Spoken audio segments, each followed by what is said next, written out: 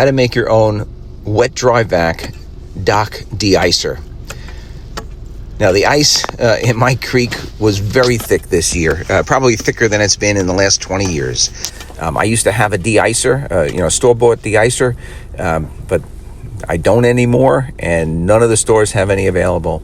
My friend Joe suggested making one out of a wet dry vac, just adapting the hose to a piece of PVC. In this case, I used 1.5 inches, and it's basically just blowing instead of sucking. So I'm blowing air under the ice. That creates a movement of water, which will clear ice and prevent ice from forming.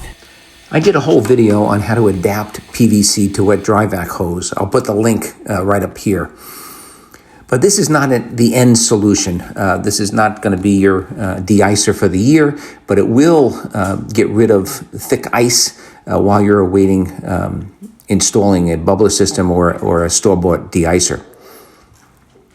And it did a really nice job. I was very surprised at how quickly it cleared away this thick ice.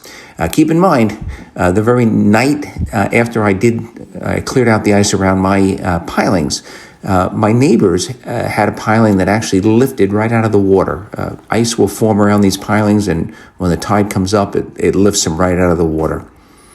Thank you very much for watching. Check us out at DIYEasycrafts.com.